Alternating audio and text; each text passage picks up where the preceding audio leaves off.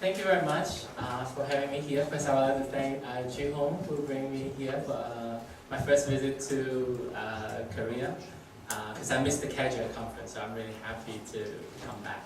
And the other thing is that I really would like to thank Professor Seal, because this morning you present the space syntax and Shea grammar combined approach for analyzing the Malaysian house. I think it's a wonderful introduction and helped to set up a very strong foundation for me to present my paper, because I adopt a very similar approach, but it's on the space syntax techniques alone. What we're trying to do is to present a theoretical framework, not only analyze but also generate the new instances that could inherit some of the characteristics from the originals.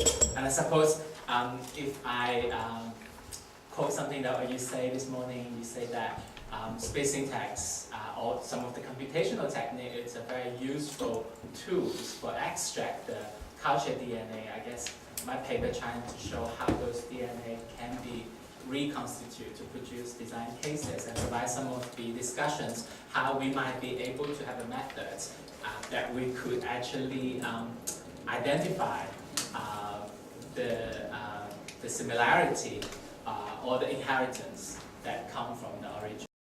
So the paper come from a collaborations with two of my colleagues.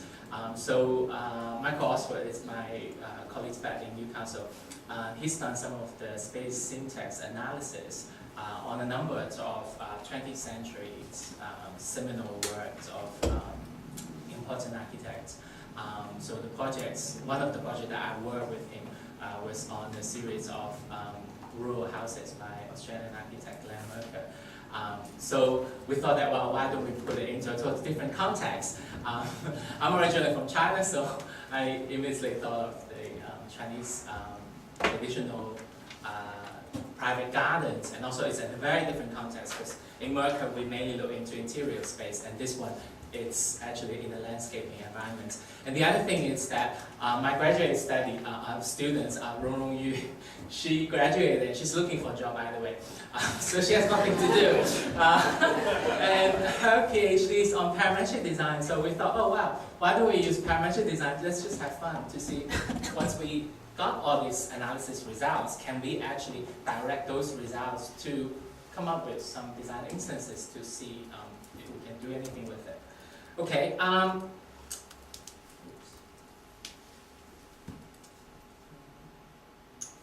working. Oh, she asked me to use the press. Oh, it's down. Oh, yeah, keep listening. I myself had a real problem. Yeah, thank you, Gino. Interesting. So I already mentioned that the aim is to present and also demonstrate this framework for not only analysis but also generations, and it's supported by two algorithms. So we use space syntax for analysis and we use parametric designs for generations, and you can see some of the some of the plan graph which we already seen this morning, and I guess it's also very interesting related to the network presentation we just heard from one of the presentation from your colleagues. And then we use that parametric design to generate that. But of course, there's a number of limitations here. We limit it on to only 2D floor plans, and for the spatial analysis, we only limit it to connectivity analysis for demonstration purposes. Okay, so just give you a little brief overview of the traditional Chinese private gardens. Well, actually, in the 11th century BC, you could already see some of the private hunting grounds with artificial constructed landscapes in China. But often people chase the origins of Chinese Chinese traditional private gardens back to the Tang Dynasty, and that actually peaked in the Ming and Qing Dynasty, especially in the Qing Dynasty, 17th century. It established itself as a very unique style of landscaping and architecture designs characterized by this intricate spatial planning and arrangements. So studies on those gardens has been researched quite extensively, especially from various qualitative perspectives. So historians write about them, and people describe them about their experiential, philosophical, cultures, perspective. But they are very limited quantitative attempts, although there are. I put a couple of quotes in my references in my papers if you're interested. So we want to extend the quantitative aspect of it. It's not meaning that we wanted to replace those qualitative understanding, because it is very important, because that space needed to be experienced. But nevertheless, quantitative analysis give us a very definite, should I put it down to number, because some of it you might think is very trivial, but when you actually try to learn about it and you're trying to adopt it and formally generate and analyze and measure them, you do need those quantitative measures. And we think these two aspects, they should work with each other. So I'm just putting some of the pictures here. So the traditional Chinese private garden, essentially they are very dense networks distributed in a relatively small areas, constituted with enclosed, open space, and connected with covered corridor or pathways, and surrounded by ponds and various landscaping elements. And there are two kinds of gardens, generally speaking, in China. First is the royal gardens, which it's in the northern parts, and the ones that we're interested in studying, because it's in a much smaller size, that's located in the southern parts. So in Shanghai, it's in the Jiangsu province, mainly that's where those gardens are. So, for example, in our case study, we used the Yuyuan Garden that's located in Shanghai. So I put up a map here, so if you're interested, you have a look at it. It's a renowned example of traditional Chinese private gardens. And the size is approximately 20,000 square meters. It was built in the 16th century AD. And the current state is that it was partly destroyed in the World War II, but since has been restored, and so therefore we do have the information for us to conduct the study. Although our study does not involve actual on-site surveys, we will largely rely on the actual plans. So here are just some pictures from the Yuyuan Garden. If you haven't been to Shanghai, I thought you could at least have a little feel about what it looks like. Okay, so our frameworks essentially contains 4 stages.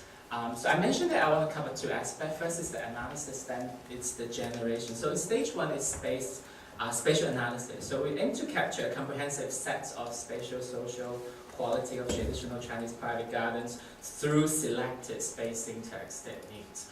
I try to put it very nice here. Actually, it's more than what it's promised for. I think it has the potential for it, but in our demonstration, as I mentioned, which you will see very soon, it's only on connectivity analysis. And the stage 2, which once we have those understandings, we have to direct those understandings into some kind of guidelines. So it's on the basis of the interpretations of various mathematical measures. So it's based on existing studies. So if, like Professor Su, if you're familiar, and others, which you're the expert in the field, but for other people who are not so familiar with space syntax, essentially you could calculate various measures that I have listed down here. So that's step depth, mean depth, integration values, and then you can structure your inequality genotypes. So all those measures, they actually mean something. So for instance, a step depth actually can indicate the connectivity distance from the entrance node. And the mean depth that actually indicate the degree of isolations of a particular space. And the I value, I stand for integration. So indicate the degrees of isolations, integrations. And once you have the I value, which is very interesting, then you could do the inequality genotype. Essentially, it's a list from the highest I value to the lowest I value. Therefore, you actually have a hierarchical structure about all the spaces within this emerker, that would be this house, and the garden that we're looking at, it's within this boundary of this landscaping area. Okay, so once we have the guidelines, then the thing is that we have to use the guidelines to actually drive the parametric design system. So we design some parametric rules.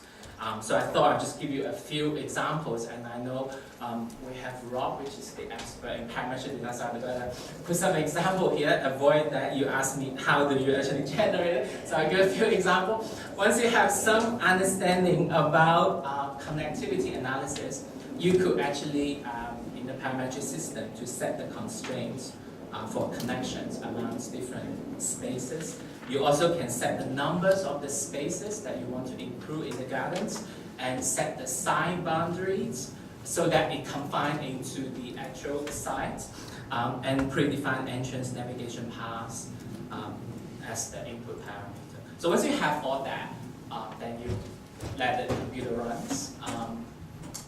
There's no magic to it, and we all know parametric system enable you to generate multiple instances. But the next thing is that in order to capture something that's similar to the, or at least identify some similar characteristics to the originals, we need a verification process. So in the verification process, that's where the I-values and the inequality genotype became useful, because they could become the constraint that help you to select the cases that meet those criteria.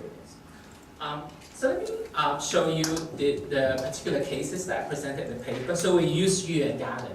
Okay, so we take the plan. Then we generate a plan graph. Then we can do all these statistical measures. Something that I pointed to, and I'm really cautious about the time, so I know that's all right. We're largely looking at these integration values and the inequality genotype rankings. Okay, so as you can see here, the pathways we have the highest I values, and the cover corridor has the lowest I values. We could interpret that the pathway is the most integrated space in the garden, which it conforms to many of the common understanding about the gardens. Once we have all these I values, and we basically rate them. So as you can see, I rate that pathway as the highest, and we rate the lowest, the cover corridor as the lowest. So you can see this is order. So we start with the pathway and then finish with the cover corridor. And of course, I group some of them because their values are very similar. Because if you don't group them, our trial is that you couldn't find any cases that actually confine to the exact matching. So that we have the parametric system generate all the plans, and here's the original plans, and I selected 2 plans here. As you can see that through the I ranking, we actually come up with the matching. So this is how we pick the one that's most similar to the one. But since we have written the paper, we've done more because we thought it's only one case. The results barely reliable, so we actually have 3 cases now. And the selection criteria is that we included 2 different gardens also located in the same areas, similar areas. They identify as 2 very important cases of the Chinese traditional Chinese private garden. They are the Zhe Yuan and the Liu Yuan. So now we have 3 cases here. So then what we did was that we still follow the very similar connectivity analysis. So we derived the original plan into the plan graph, and we did all the normal statistical measurements, and then we identified the inequality, genotypes, and we did it for each of the gardens. So that's the Yuan garden, that's the Zhe Yuan garden, that's the Liu Yuan garden. So we also put them all together because this is what we're trying to see if these 3 cases give us a more generalizable understanding about the Chinese Chinese traditional private garden. So this table actually show the values of TD, MDI of all 3 gardens, which they have much larger number of space that enable us to have more statistical validity. Then the question comes, we cannot do the exact order for the same reason that I mentioned. So what we're trying to do is to come up with a more dynamic approach to it. We identify this testing range. So we use the standard deviations of the I value and come up with the range. So we're not only looking at the order which come from the inequality genotypes, but we actually want to see each of the value that's generated by the new instances that will indeed fall into the testing range. Have I lost you all? you got them all? I saw Jihong's nodding. That's a good sign. Anyway, but trust me, this system is more dynamic. Okay, so okay, so we do the same parametric system, and there's just a little bit more description. So basically, we set up the systems that you could define the matching of the range. So whenever there is a match of the range, we give it a true value. When it's not a match of the testing range, we give it false values. And what we identify is that we use Yuan Garden as the case, because Yuan Garden indeed only has 3 spaces that fall into the range. So we say this is the minimal requirement that to qualify as a true, a new cases of Chinese garden that's generated by the system with the true values of the originals, you must have 3 spaces that fall into the range. That's just based on the assumption that the Yuan Garden using our systems only have 3 spaces to fall into it. So then we've done all this crazy matching. I promise I'm finishing very soon.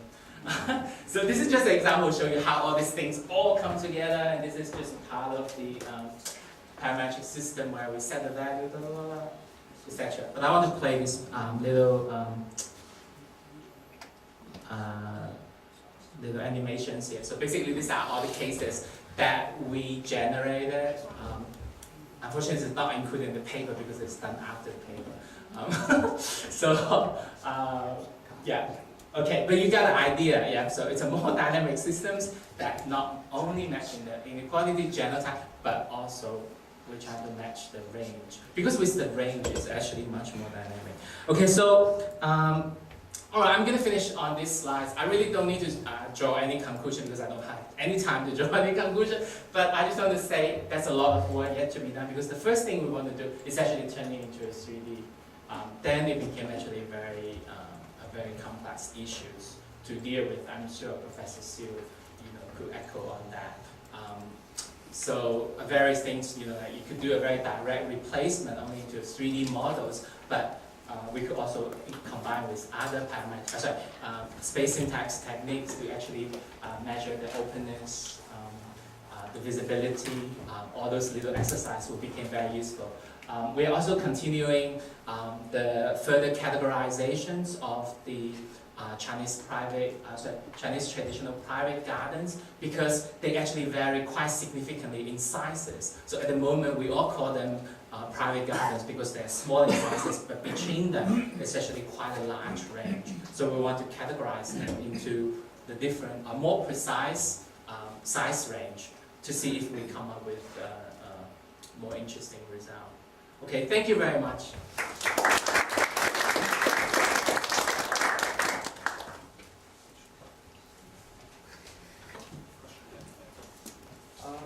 Well, thank you for commenting my research. Yes, sorry, thank you, because you helped us to set up the foundation. Well, one thing I'd like to mention is, well, we do a lot of space syntax analysis on buildings. Yeah. And not many people do the open space like garden. Yes. So one of the reasons is it's really hard to make analytical analysis of open space because it doesn't have a partition. You always have to make your own subjective judgment, which part belongs to what open area, and which part belongs to what pass area. So that kind of a controversial things could have been a controversial issue in your research, Yes. I expect. And combined with that question, I think in your inequality genotype, pathway comes number 1. But when I look at the garden design, there's a lot of pathways around. So probably it has to be the pathway, regardless of, well, even though it is in China or in Japan or in America, because garden is consisting of mainly pathways connecting separated spaces. So maybe, can you say that is cultural? Because it is something very generic in Yeah. any type of garden design. That's my question. Yeah, well, I think maybe I just go back to the first question first.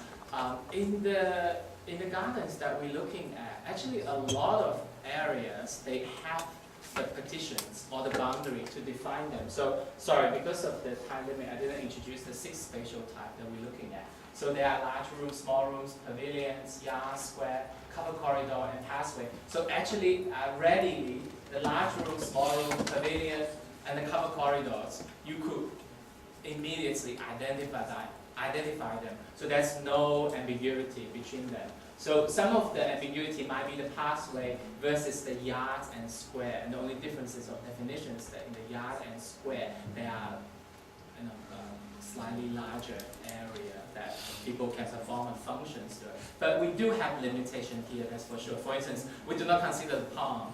We also do not consider the man-made mountains which they made from these stones they collected from the bottoms of the Blue Lake, because it's just not possible to identify that. So definitely there's limitations to it. But in terms of the actual clearly defined areas, and I think the ambiguity is within the range that can be controlled. So if we understanding that, and then we try my best to answer the second question, which is a hard one. But the pathway definitely is very important. But as you can see, because of the defined areas of that, you actually have other very significant elements, such as the large room, small room, pavilions. They are connecting by the paths. But if you look at the functions, they actually also have very significant functions to that. So I don't know if I answered the second question. So I'm trying to say, so our result could potentially still be a useful result. But of course, we're trying to further categorize, as I mentioned, the space. Because at the moment they are significant, quite a range from 20,000 square meters into about 80,000 square meters. So it's really very significant. Well, I'll ask you this question because that's the problem I always encounter. And So I believe that's one of the weaknesses of the theory of space syntax. So that's why I'm asking you that question. yeah. I think you answered perfectly answers in Yeah. the question. And you have a really good samples of Chinese garden that is relatively quite well organized for the research subject. Yeah. Thank you for the comments.